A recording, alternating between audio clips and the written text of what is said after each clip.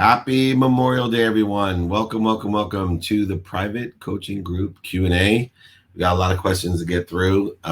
Thank you, everyone, for joining me on their holiday. Hopefully it's going well. As you know, we have public ones available 3 o'clock for Q&A, Instagram Lives at 8 a.m. for Q&A, a variety of places for everybody. Of course, we have our private Facebook group and making sure everybody getting value from what we're doing. So this is also available on replay. So if you don't remember something, you can go back and take notes, and we'll be working our way through it, sending links out so we get everybody on here to go one-on-one with me and answer those questions as they come about. Looks like some of them are coming through right now. Thank you, everybody, for joining. Justin, we wait for these guys. You sending them out, Mikey. Anyways, I know this Friday's free training is on scaling your business. So you will be getting all of that information as well, how to scale a business and what 3 stages that we work through in order to scale a business: the learning phase, execution phase, and equity phase, and how that all works. We can scale not only business, but your personal life. And so understanding how things grow and work there. So come on, let's bring live, go some one-on-one questions here. Thank you, everybody. I see them lining up. Gigi, welcome. Michael, welcome. Austin, welcome. 2 Michaels. Sally, I see you're here as well. Thank you. Got these questions going. Excuse me. Elliot, you ready? Yeah. Welcome. Yeah, happy holiday. Hey, David, how you doing? I have 2 quick questions. The first one is, what is some of your few best open-ended questions you ask? And then the second one is, could you leave me an example, like when you're first contacting somebody, whether it's through email or voice? I know you say don't sell yourself on your phone. Your job is just to get them to call you back. What would be a message, like an example that you would use? Yeah. So let's start with the open-ended questions. So the open-ended questions will try to get them to talk about what they're doing today. If you can get them to talk about what you're doing today that's aligned with what you're doing, even better. And then the open-ended questions are what they like or don't like about it. And then using open-ended questions of what you're curious about that can lead them to what you do better. So that's I'll repeat what I said. So open-ended questions about what they're doing today. Specifically, open-ended questions about what they're doing that's aligned, synergistic, or supplementary to what you're doing.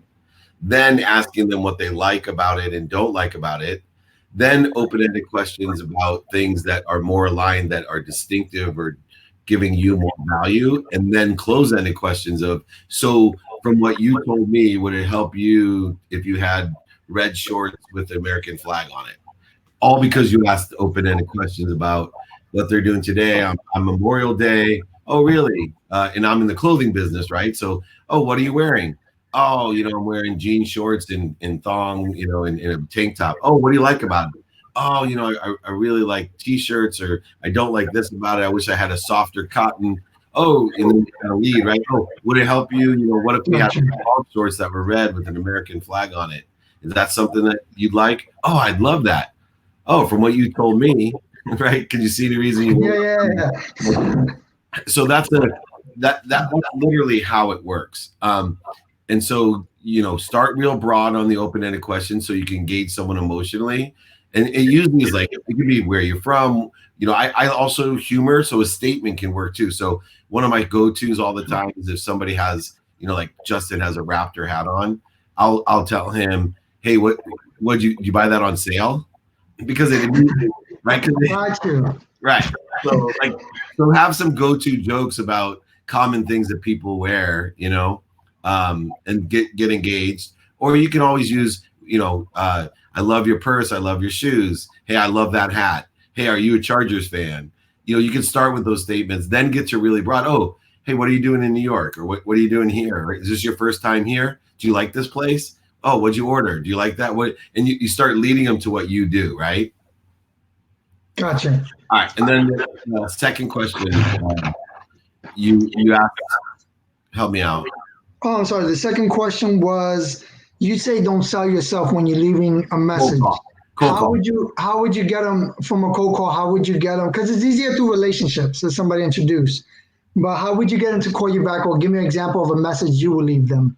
Yeah, so I try in a business sense to be a purchaser. So, and my philosophy is, whatever business you're in, I'm always a buyer, but at what price, right? Because I want to be honest.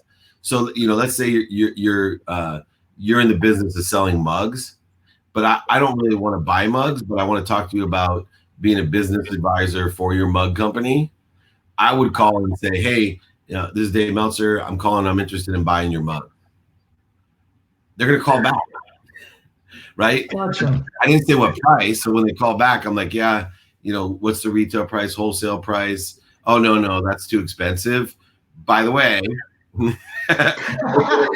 open-ended question. How's business? I'm sorry, I'm just being a little selfish. Could you give me an example? I'm calling an investor. This is a real life example. I'm calling a guy who has maybe a few $1 million. How would you get him to call you back if he's just an investor? What business has he invested in? What's he in? We do investments in real estate, like multifamily. Is he a real estate guy? Huh? Is he a real estate guy, the investor? Well, yes, he either invests in real estate or yes. Okay, so I do research on like what he owns, who he works with, and say something like, "Hey, I'm interested in this property," or "Hey, I'm interested in this guy that you work with," or "I'm interested in," right? So I'm interested in something that he already has. Yes. Okay.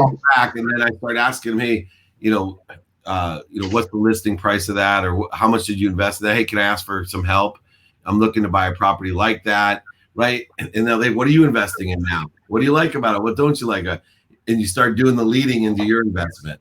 You're the man. Remember, 80%, everybody listening, like we talk about quantitative value. You got to listen to me. 80% of the time, most people don't get business because they don't get people to call them back. 80% of the time, all of your time is wasted because you don't get engaged with people and you're too afraid to be clever. Right? You're too afraid to be clever. Attack the person for what they're interested in. Be a buyer. Be interested in what they're in. Don't be afraid to ask for help. Not only can you get a high percentage of the 80% that other people aren't getting, but you can by having credibility, getting emotional attachment, their idea, right? They're like, oh, I'd be interested in that property, all because you're asking the right questions. Thank you so much. Helpful? Yes, extremely. All right, good. All right, we'll bring Jesse on for next. Thank you, Elliot. Have a good holiday. You too. Hi, David. How are you? Good. I think that's the exact same spot I saw you last week. Oh, it's different, but same park. So same park. Yeah. Well, happy holiday. What question do you have? Thank you. Happy holiday. Okay, so my question is how do you break the logic in your mind when you think of your desires? Because when I think of something for an example, an apartment, I think I need to have a successful business first. So always have these I don't know what to call them, but conditions before something happens. So how do you be more open-minded or think more outside the box? I have a doubling concept that I love to use that breaks the framework of my mind. So if I start being really logical and saying, oh, I want a 3-bedroom, 2-bath house, and I have to do this first, I'm gonna have to make 6 figures a year, and then here's I start working through the logic of everything. I break the framework and I allow and say to myself, what touch of favor could I have to get a 6-bedroom house with 4 bathrooms? Right? And it allows my mind to be like, what are you talking about? You don't even have a job, right? And all of a sudden I'm like, well, the universe is possible. There's a million different ways that I can do that. And I start doubling it down, creaming the framework out of my mind, and then thinking and connecting the dot backwards. Okay, what skills do I have, right? What knowledge do I need, want, and have? And, right, how much desire do I have? Do I have, to me, even when I'm jogging every morning now, in every time you're jogging, there's always that period of time where you're feel a little bit tired, oh shoot, why am I doing this? I just go right to capabilities. I start thinking about how strong I am, what this does for me. And all of a sudden my energy changes and my scope and my frame changes. So the best way to break out is to change your framework. And the best way I know to do that is to double what you're dreaming of And so it takes it out of this logical side of the mind that, oh, in order to get this, 2-bedroom apartment that's going to take a job making this much, and I got to apply to this many jobs. You break the framework, and then you start looking at your capabilities and saying, oh my gosh, there's so many things I could do. And then you put the work in, right? Then you do the law of Goya, and you say to yourself, I'm not going to quit. I'm going to enjoy the consistent, persistent pursuit of my potential. I'm going to get on a phone call for an hour during the holidays when everybody else is, having fun, and I'm going to learn something. And then I'm going to go have fun and realize, God, that hour didn't take away from any of the fun, but I, learned so much about cold calling or selling or, how to break a framework. That's the difference in life. Imagine you do that every day, 365 new lessons that you could learn. And it doesn't take that much time, but people, they frame it out the other way. I'll never get it. Oh, there's no job. And they start working backwards in a negative manner instead of positive and blowing through their framework. Wow. Yeah, that's really helpful. That'll be hard for me, but I'll try. Remember, everybody, everything I'm talking about is a practice. And if it was hard, if it was easy, everybody would do it. And all you got to do is, if you stick to it, is get a micro increment of improvement, that doubles. And sooner or later, you're going to be so far ahead of everybody else. You'll look forward and not realize how much you're progressing and accelerating, but you'll look backwards. It's like buying your kids a pair of tennis shoes. You look backwards and like, oh my God, it's only been 3 weeks and he's already grown a whole size. That's the perspective builder of incremental segmentation and incremental acceleration. And if you do what we're supposed to do, I promise everybody here, it won't be perceived by your senses, it won't be perceived by your memory, but you will grow and you'll be looking back going, whoa, this year is incredible. While everybody else is like, I can't believe I haven't done anything all year. That's funny. Okay. Thank you so much. It's really helpful. Awesome. Well, thank you, Jesse. Have a great holiday. Yes, thank you. You too. Right Bye. on. All right. Who is next? I see people down there, Justin. Annalisa? Hi. You're muted. Yeah, I know, because I don't like the. You may know. Sorry. Yeah, is now muted myself. I'm like, moron, how long have you done this? I like start a huge speech. I'm like, be more interesting, and no one's looking at me. I'm like, oh shit. So the question I have is, I have a nonprofit, and while I can speak for ages about it, I'm a startup, and so I have a really tough time in approaching, especially high profile donors or ambassadors, or even attracting the right board members to come on board so that they can do that for me. So how do you go about it? Ask and attract. So have you heard my Home Depot example of asking? Have you heard that story? I'm going to share it. So at Home Depot, there's 4 different checkouts. There's the consumer checkout, the contractor checkout, the garden checkout, and the self checkout. And at Home Depot, they sell appliances and they sell barbecues and all these things. And they sell these warranties for like 3 extra year warranty on a product like an appliance. Best Buy does it too. Do you know which one of the 4 checkouts sells the most warranties? The self checkout. Three times the aggregate of the other 3. You know why? Because it asks every time someone checks out if you want a warranty. Every single time the computer asks. So you want to know 2 series of questions in person, on the phone, via email, and media, radio, print, and TV. And you need to start practicing asking how you could be of service of value, a series of questions in order to get there, like we were teaching Elliot. But even more importantly, if you just meet people, and even if you just ask like a computer, hey, do you know anyone can help me? I have a nonprofit that helps these types of people. Hey, do you know anyone can help me? I have a nonprofit that helps these types of people. Hey, do you know anyone can help me? Like a computer. Every email should have it in your tagline. Every text message you should get, you should be like, BTW, I run a nonprofit. Do you know anyone can help me?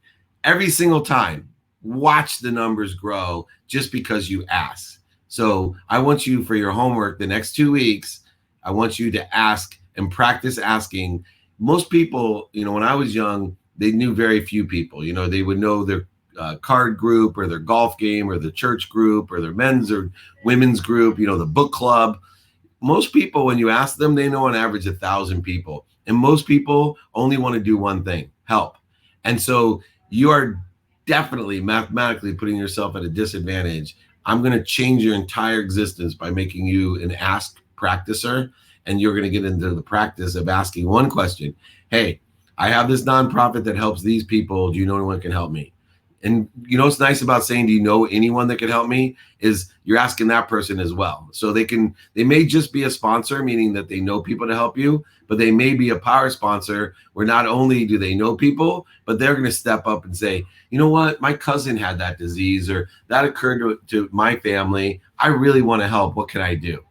Every single day, you know, even if you just do it one person in person, one person via email, one person via text, one person on media, radio, print, TV, or social media, that's still 4,000 people a network gain in a day, 120,000 people a network gain.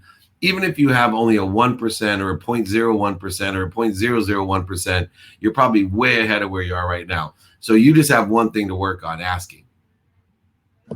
Wow. Mind blown. Well, it's a holiday. No, that really, really, really meant a lot. And it's especially the way you ask. Do you know anybody? Yeah. Do you know anybody who can help? And then check yourself. I still do this, Annalisa. I check my sent box in my emails, because it's a good indicator of how much bullshit that I'm throwing at myself, how much I'm lying. I check to make sure my emails say, hey, do you know anyone that can help me? I'm looking to empower over 1 billion people to be happy. Can you invite your family, friends, and associates to my training? I have a free training on Friday. And I'm sure some of you people on here have been invited to my free training. That's how we met, because I'm asking people, hey, I'm trying to empower 1 billion people to be happy. Can you get people to come to my Friday training? Do you know anybody that can help me?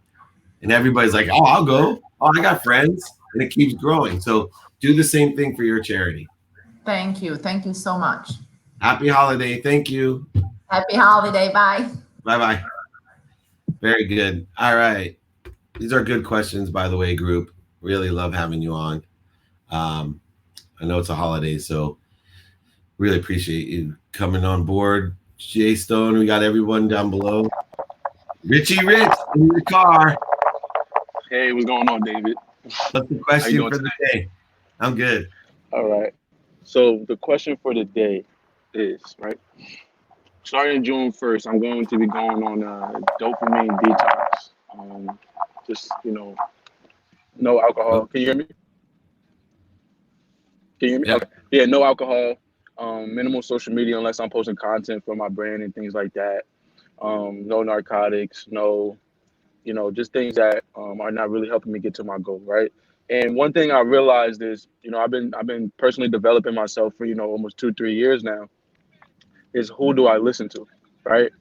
I got involved in this program because you're someone that, I definitely look up to and take your values and things like that to apply into my life. And I feel like, very relatable. But, just so many personal development people that, I take from. So, what I really want to hone down on these next, 90 days when June 1st starts is who can I continuously listen to? How can I organize it? So that way I'm not pulling myself in so many different directions, and focusing on some real core values that, I can become, eventually become a master at, Yeah. So you want to seek or vote for what you want. Okay. And so when you give up, that obligatory social media, narcotics, drugs, alcohol, all the things that people do that create interference in their life, what you do is you start seeking what you want. And so you take your values, take the inventory of your personal values, experiential, giving and receiving. Don't be afraid to be a hypocrite and allow them to change every day, but you start prioritizing what is important to you.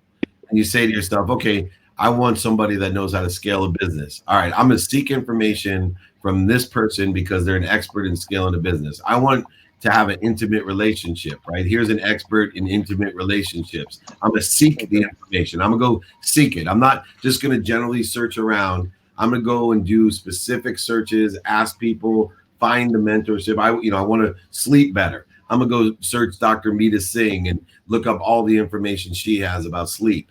So what I want you to do is to take inventory of your values as you come into June 1st every day, and then find somebody right? Or some source that hosts the information that exists already for you to access, and you're going to seek stuff. You're not going to waste your time in the wormhole of, obligatory information, drugs, alcohol, narcotics, like you said. Those are all reactive type of behaviors. You're going to seek and vote for what you want by utilizing your values in order to effectuate alignment and acceleration of those values. Does that sound fair? Yeah, that sounds fair for sure. I definitely understand what you're saying. And don't be afraid to be a hypocrite. Like the hardest part of that, because I went through the same kind of shift, quantum shift or transformation. And some days I'm like, shit, man, I'm a hypocrite. I'm like a completely different. I wasn't saying that yesterday, right? But you're learning things because you're seeking these people that have situational knowledge, have been around for decades, and they can say something that resonates with you at your frequency, and you can have your whole perspective could be wrong, and it's okay, right? Like there's so many things that I learned that I would take back from when I'm 35, 40, 45, even 2 years ago. Like I would have said, oh, there's no way this is true. And now because I, sought the experts in the space, like sleep, for example, anyone 2 years ago would have told me that I would have said that you could sleep 4 hours a day and it would be good for you because of the productivity you would have. But what I've learned from the experts about how the brain works, the subconscious work, I get the extra hour or two of sleep that I get now, I get exponential results because I'm clearing an interference on my own subconscious mind, which is much more valuable than the hour that I would have being awake, that I thought being productive in some law of Goya. I'm using the accessibility of the universe and power to clear, an unbelievable spirit that I walk with at all times. So try that inventory, seek the people you need, and don't be afraid if you're looking for someone, you can't find them, then ask one of the other guys that you're like, hey, who do you know that's an expert at this? So leverage your networks just like Annalisa and say, hey, do you know anybody that can help me? I'm looking for an expert at, bricklaying, right? And figure somebody knows a bricklayer. You got it? For sure. All right, drive carefully, man. Sure. I'm not going to tell you, David. I'm not telling anyone I put you at risk every week. I'm in the parking lot. I'm driving around the parking lot, so all good. Make sure. I get in trouble in the passenger seat when I go IG lives. People are like, Dave, be careful. I'm like, I'm in the passenger seat, man. Although my wife's a horrible driver, and so it's very dangerous. Maybe that's what they're saying. All right, David. Enjoy the holidays. Thank you, man. Appreciate it. Be careful. Thanks, man. All right, Rich. Perfect. All right, Justin. Thank you. We got more on the line. Hey. Hi, David. How are you? How are you? Oh, I'm doing great. Learning a lot. So for me, because I hear you talk a lot about the dummy tax, and I also want to empower people and be a speaker. So people are like, oh yeah, you're on this road. This is what people say. It's very hard. I'm like, I'm gonna do it different. So because you're in that position and you have a team that helps you with videos, who should I know in this stage of my evolution that can take me to my next step in how to speak better, how to create my videos better, how to improve, like from professional point of view, that can help me grow? Well, before you have anyone help you, what I always tell people when they're getting into their speaking career is that you need to practice your own lessons that you teach, meaning find your own frequency. You have your own unique fingerprint on life. You have your own unique lessons, and you have your own unique stories. And people love to learn lessons because life is about lessons. And the more lessons we learn, the happier we are, the less pain that we have. And better than even learning lessons, people love to listen to stories, especially from people that don't come from the same background or do come from the same background, right? There is some people that are interesting because that's why reality TV is so great, right? We want an inside look at what the Duck Dynasty is, what it would be like to be a redneck in Louisiana. I always wanted to know what that would be like. Or we watch people that are exactly like us and they're like, oh, Dave, I love you. I resonate with you. I grew up poor and a single mom and, right? These are the two things. But you have to know your stories attached to your lessons. So what I want you to do is, and everyone should be doing this because it helps with speaking and interviews, selling. Everybody should keep a repository of lessons because we're going to forget all the lessons anyway. So I'm consistently texting, for example, Mike and Justin on there. They get these oddball texts sometimes, it's like, some weird lesson and with a note next to it, like, Sally Struthers' story. And it says, something about, minimum of an hour a day to do this, and they're like, why'd you send me that? It was just because I didn't want to forget the lesson in the story. And I knew they would ask me about it on Monday, and then I could put it into my repository and have all these different lessons that I can access. The good thing about tying a story to a lesson as well, you're going to always forget the lesson, but once you remember, re-access the lesson from your repository, the stories you'll never forget the story. Once you, like, anytime I'm like, be more interested than interesting, I think about my brother when I was 18 years old. And the cool thing is I don't write out the story. I just put a note of the story because I'm always telling the story differently, right? Because it's not a memorized story. It's just my memory telling what I was like when I was 18 and a moron thinking I'd be a doctor without going to the hospital and me hating hospitals. And every time, even if people have heard the story 5 times, sometimes it sounds completely different, right? But the lessons always be more interested than interesting. So what I want you to practice before you start getting to develop is really start practicing your storytelling and the lessons that you want. Because eventually, all I do, when I can do an hour-and-a-half speech for Denny's and everyone's all amazed, no notes, no PowerPoints, I'm on for an hour and a half. All I've done is gone down the lessons that I want to teach and put them in a certain order. And so I've just memorized, let's say for an hour and a half, it might be 10 lessons. So I do my normal intro, which is a story about where I came from and what effect my relationship to money is, or, something about happiness, or something about, some other overall theme that I might do, scaling a business, finding your frequency, whatever it may be. Then I go ahead and tell 10 stories that teach the lesson. And then in the conclusion, I'm like, hey, so here's your story. Money doesn't buy love. Money doesn't buy happiness, but it allows you to shop. And, in your life, your thermostat should not be money. It should be the way you feel. And if you could make more money, help more people, and have more, right? The conclusion just comes and everyone's like, oh my gosh, that was amazing. I was so connected to you. I love that. That's what you're going to get to. But right now, you don't need someone teaching you how to speak, your stage presence. You want to be your frequency with your stories and your lessons. Okay?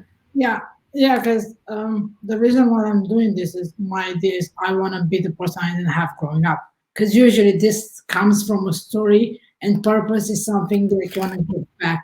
So yeah, it makes sense. And I also, what I say is based on what I've learned by doing different things and trying different things. And yeah, this helps a lot. Thank you so much. Perfect. Call me if you need anything. Thank you. Enjoy your holiday as well. Yeah, thank you. Bye. Thank you.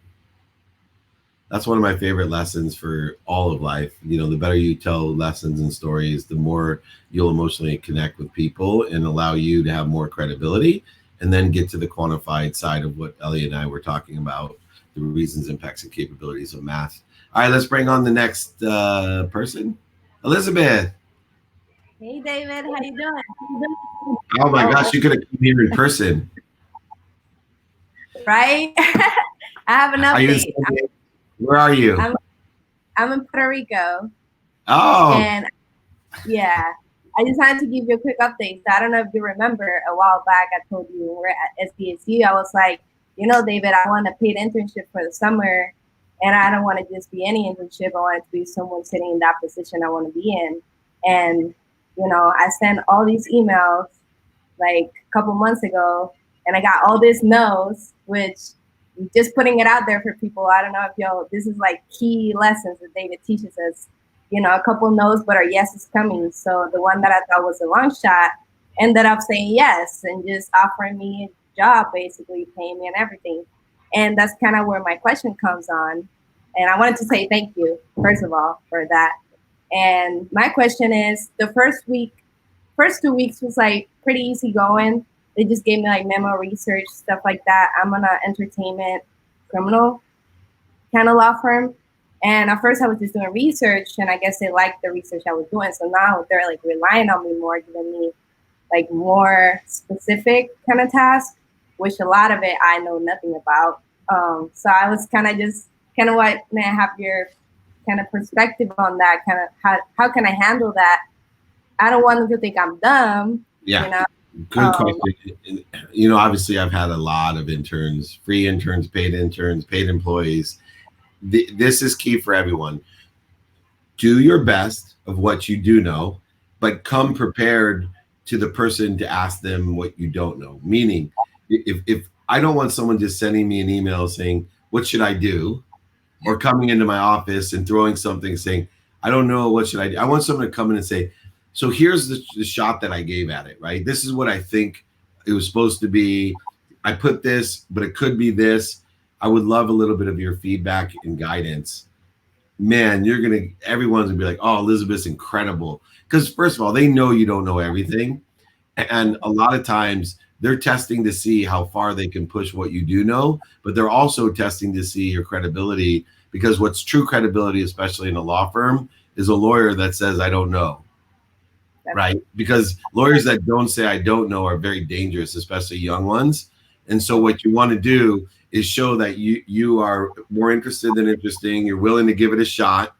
You know, here's what I thought. This is what I did. You know, come with a nice outline information and say, but as you know, I'm an intern, so I want to see if you have any feedback or better ideas than what, you know, I have from my 3 weeks of experience here. You've been doing this 30 years. I'd love to leverage your situational knowledge and learn from you. Does that sound fair? And you will just keep accelerating. There's a reason, by the way, everyone, there's a reason all those other people said no. It's because Elizabeth had faith that the universe was going to put her in the better place, the better situation, right? Everyone thinks, oh, I got no. And this happened in my career. I remember one of my favorite law interviews, my third year. The guy, oil and gas, he's like, I'm going to do you a favor. He goes, I know your uncle. You're here. You're smart. You would do great. I'm going to do you a favor and not offer you a job. And I was crushed. I was like, but I'm desperate. I'm poor. I got $100,000 in law loans. This is $1,100 a week. You know, like, I'm like, there's a lot of money. And he's like, he goes, you're bigger than this place. You should not be a lawyer. You're bigger than this. You've done all these incredible things. And I still thank that guy today when I see him, senior partner at this great law firm. He said, oh, I could have made a fortune off of you, Dave. You'd have brought so much business in, but look at you now. What if I would have put you in a cubby hole for 6 years at billable Billy, and you would have learned nothing except for how to be trained as a legal research hound. I love that you're 25 no's away from getting what you want. The universe is going to push you towards something bigger. All a no is it's pain, right? It's an indicator you're moving in the wrong direction. That's, hey, this isn't a good place for you. It doesn't mean you're not getting what you want. There's something better for you. That's the way frequency and vibration works. I'm super proud of you. Thank you. Thank you so much, David. Hugs. You're awesome. Bye-bye. Thank you, Elizabeth. Can you hear me? I think it'll be fun. There you are. I miss you. Come see us in San Diego. We'll do once I'm back. All right, Justin. Thank you. Oh man, there you go. Made my whole day. When you talk about empowering others to see a young woman and you change their life just by giving an idea. It's awesome. Anyway, Rob, welcome, my friend. Hi, David. Hey, it looks like you graduated from the closet to the bunk room. Yeah, I'm at the beach house in the bunk bedroom. Got it. Hey, my question is, I've had 2 businesses over the last 30 years. The most recent business hasn't done what I had hoped it would do for me. And I think I heard somebody talking about this last time. What's a key indicator on when to know to go a different direction? Well, for me, the indicator is money first, right? And then the people second, right? And then it's the enjoyment, the thermostat of enjoyment. So one, economically, if it's not going to stay in business, right? Economically, if I'm looking at the reasons, impacts, capability, economically, this is literally a spiral. I'm going to look to change directions because business is about staying in business and evolving to make more money. Then 2, if it's not helping anyone, right? That may be an indicator that you need to change directions, right? We want to create abundance, create a void to be filled by providing value or service to other people. It also is an indicator, if you're not helping someone, that the economic side's probably spiraling along with it, because businesses thrive when they help and provide value and service to others. And then the enjoyment side. If you can't figure out how to learn to love what you're doing, you got a lot of pain, physical, mental, emotional, financial pain. Those are all indicators you got to move directions, right? Just the same way as you turn your blinker on, it means you're turning. You know, you're moving in the better direction towards what you want, especially if you have GPS nowadays. You put the blinker on, it's going to take you the same things with pain. So if you have those three things, one, if you have a financial spiral that you can't figure out, then change directions. Two, if you're not providing value service to other people or helping them, change directions. And three, if you can't figure out a way to learn to love what you're doing, then change directions so that you can find the love, the light, the lessons in what you're doing. So pain as an indicator goes away. Does that sound fair? That sounds fair. Yeah. The first part of it, because the financial reward hasn't been there, then the desire has gone away. Yeah. And it doesn't mean it's not there, right? So what you can do is challenge yourself to find where the financial gain is in what you're doing, the same way we find light, love, and lessons. You know, I've been doing certain things for the last 5 years, and I'm able to find much greater gain, much greater value, much greater love, light, and lessons in what I'm doing. But it's been the same type of thing, pushing me all types of directions. And I'm glad, because, you know, 10 years ago, 90% of what I did was in sports marketing, right? If I didn't allow the process that you're going through to happen, where 10% of what I do is sports marketing, because, you know, believe it or not, sports marketing, you know, one of those verticals right now that is decimated. Right.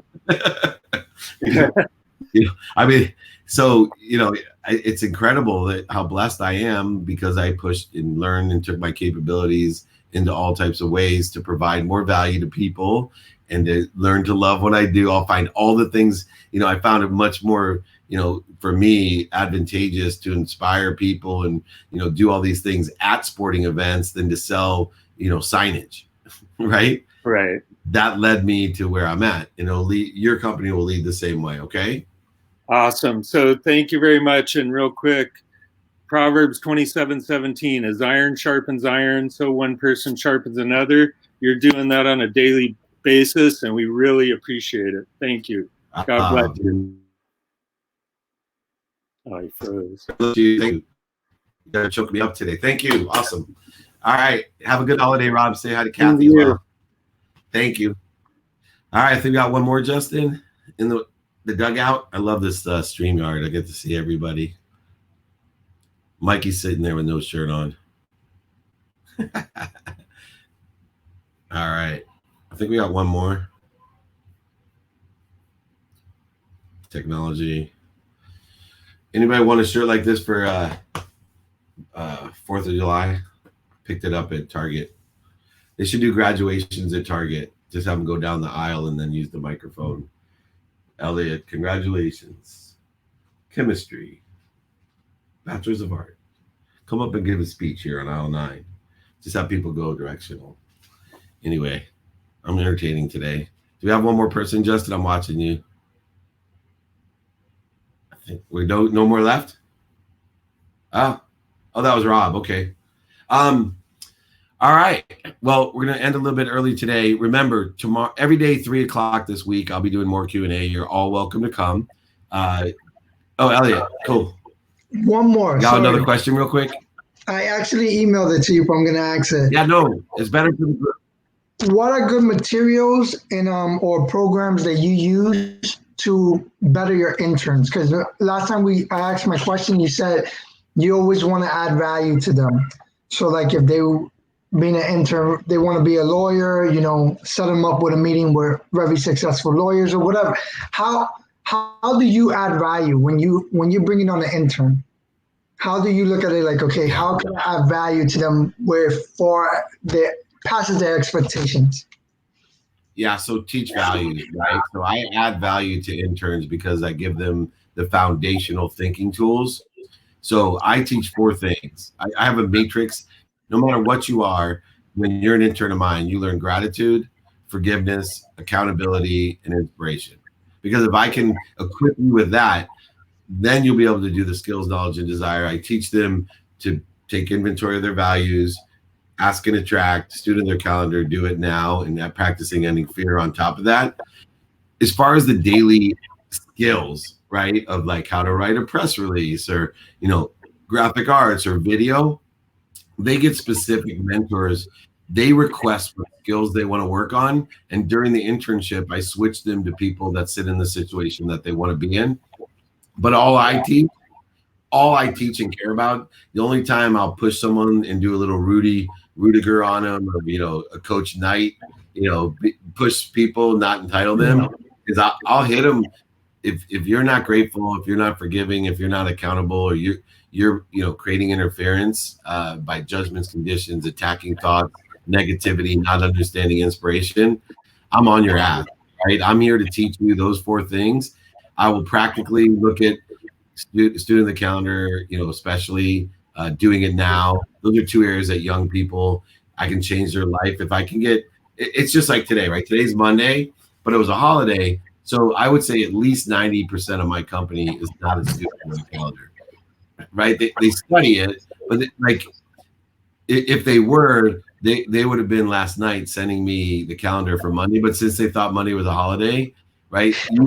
Usually they wait for the Monday morning meeting. What's going to happen is everyone's going to send me their notes for tomorrow because we have a Tuesday morning meeting instead of Monday. So I know they're not students of their calendar. A couple of them are, but I also know it's a practice, just like gratitude is a practice, forgiveness is a practice, accountability. So find your values, teach your values to intern, and then specific skills, find the mentor that has the skill or sits in the situation to teach them that skill, oversee that skill. I have a 3-pronged method of teaching. It's this one, like cold calling, Elliot. I'm one of the few guys of my stature that you're like, well, how can you cold call? I'll freaking role play. I'll pick up the goddamn phone and show you, right? Because strategy is this. You watch me, then let's do it together. Then let me watch you, and then let me go away and bring someone else in to watch you. You work together. You watch him. You drop away, right? That's scalable, right? People don't allow. The only way to teach is a 3-prong approach when it comes to situational skills. Gotcha. Thank you so much. You got it, my friend. Thank you, everyone. All right. Like I said, tomorrow morning, 8 a.m. Oh, good, Tina. Welcome. There you go. Can you hear me all right? Sorry. Yeah, I can. Small critters in the background. What kind of hat is that? Oh, it's Euphoria. Oh, perfect. Euphoria Science. Yep. Yeah, Yep. John Malott, Euphoria. John Malott special. That's right. So I have I think I have a great concept that could be duplicated and maybe used as, I don't know, I think it could go across the country, maybe across the world. So I've been a one-man band for a long time. I've diversified myself, but mostly done my own business, and only had myself to worry about and be accountable to. So I'm just trying to broaden that. Yeah, well, just remember what they say: if you don't like somebody, wish upon them employees and overhead. Right. You'll think you like them, and you just curse them. Look, scaling a business of someone that's always relied on themselves. Once again, besides the 3-prong approach that I was talking about, you have to manage your own expectation that there's a learning period, and I call it an investment period, and then there's an execution period where you're going to make a lot of mistakes and learn a lot of lessons and waste a lot of money, and then there's the equity period where you actually are building something that has equity, and so understanding the first stage would be my best advice of trying to analyze, how long will it take my first person to get to break even?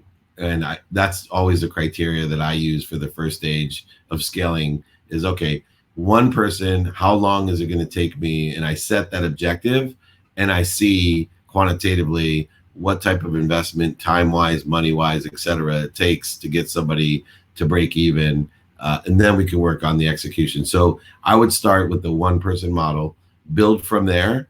But since you've worked by yourself and built your business and you want to scale, try and see how long it takes to scale just one person, time, resources, and money to break even. And then you'll start getting a lot more math, situational knowledge, and experience on how to really build a big team. Does that sound fair? Sounds perfectly fair. So, and I appreciate all of the, I feel like I align with you. Yep. I align with you in a lot of your way of thinking. And it only took reading Connected to Goodness one time to be like, yep, that's my way. So thank you very much for all your time and value that you give to each one of us.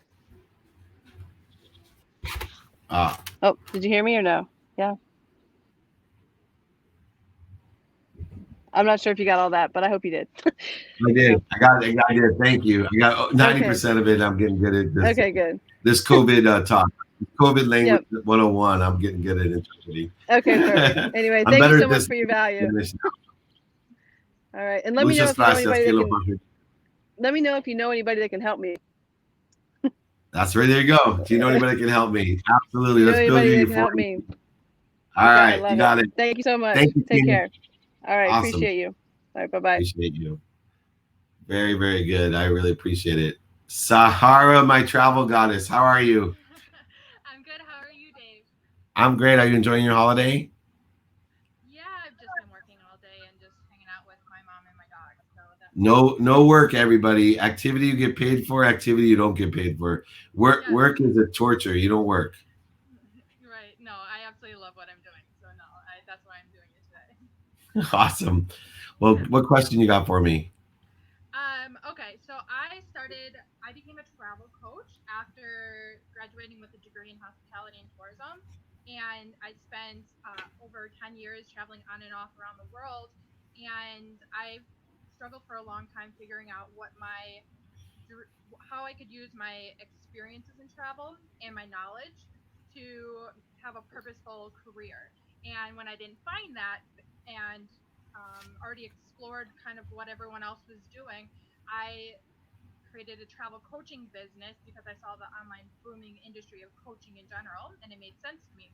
But I realized no one was doing travel coaching, and I decided to, instead of be afraid of that and go the other direction, to kind of take it head on and pioneer paths for other travelers. So I run a travel coaching program where I help other passionate travelers become travel coaches of their own. This is about a year and a half so far, and I've done really well in it, and it's gained a lot of attention, a lot of traction. But I still struggle sometimes with that confidence level, because I often get people asking me, "Oh, that's amazing. How did you get started in it?" And I'm the one being like, "Well, I kind of created it myself. I didn't have someone to turn to help teach me how to become a travel coach or start a travel coach business. I started a business and formulated into travel coaching, and that's what's in my program, tailored towards the benefits of travel. So any advice you can give me on how to kind of get over that, or just So whenever we have imposter syndrome or worthy issues, right? It's an energetic issue that goes beyond the actual business that we're in. So usually it can be attached to something that we really love. So like athletes get it a lot, that, they forget about all the innovation, all the work, the practice, the tapings, the videos, the sacrifice, the summers, the carpools, all of that stuff. And so they get into the major leagues and they feel like an imposter because they're making $20 million a year and everybody, right? And they don't feel worthy of it. And so they actually lose their confidence. You need to practice your worthiness beyond your business. So quantitatively, you have to give yourself props. You're not an imposter. This is not an easy thing or everybody would do it. You have built a business and it's going to evolve to something even bigger. And so you need to have enough confidence to tell people what you do and the value that you bring without apologizing, without feeling bad or guilty or all these ego-based. So believe it or not, this is a classic example of the ferocious Buddha, right? All you need to do is shift the paradigm of you are now a ferocious Buddha. Number one, you're going to identify when you feel that way. Two, you're going to ask yourself why. So you need to identify and stop and ask yourself why. That's the ferocious side, because if anyone's ever been in an ego-based consciousness, worried, angry, frustrated, separate, inferior, superior, anxious, any of the ego-based emotions, it's not easy, one, to identify when we're in that state of mind, but it's even more difficult. You have to be even more ferocious to stop, right? And ask yourself, why do I feel this way? Once you ask yourself why, you now can breathe through your nose, out through your mouth, and go ahead and get awareness and go to center. And you'll get to this reality of your true value, your true self, your true frequency and vibration. Then you can roll back into confidence. It gives you basically clarity of what the issue is. It's balancing your personal, experiential, giving and receiving values, allowing you to refocus and then have confidence in what you're doing. You need to practice this though, because remember that energy is coming from your subconscious and unconscious. So it could be not just from the 40,000 thoughts that you've developed over all your lifetimes, but your quantum memory. It could be genetic or ancestral. You could have inherited this not worthy type of energy from parents, grandparents, great grandparents, or past lives. No matter what you do, you may never feel worthy. And this is correctable. It's something that you can practice and activate your true self, your higher light, your big form, and you bring that confidence by practicing stop, drop, and roll. Does that sound fair? Yes, of course. Thank you. Awesome. Well, I know you should have all the confidence world. I'm super proud of you. It's a really extraordinary business. So be confident. You're so sweet. I know. Thank you so much. I always appreciate everything. I know everyone here does appreciate you so much as well. So. I appreciate you. Thank you, Sarah. All right, bye, Dave. Bye. Great. Have a great holiday. What a great name for travel, right, Sarah? That's pretty ironic. All right, everyone. We're going to call it quits. Thank you so much. Have a wonderful holiday. Remember, reach out to me if you need anything. We're going to do these 3 p.m. every day this week. Join me. We also have 8 a.m. Instagram lives. Email, you could ping me up on community. If you guys don't have my community number, it's 949-298-2905. That's my text number. Obviously, we have our private Facebook group, and invite everyone you know to our trainings or replays of the training. It's on the Playbook on Mondays as well. So you can check out everything, take notes, you can replay everything. You'll get replays of this as well for you. It's a great way. We're going to forget every lesson we learned, so access it, enjoy. Let's go to our families and enjoy the rest of the day. Thank you, everyone. Talk to you soon.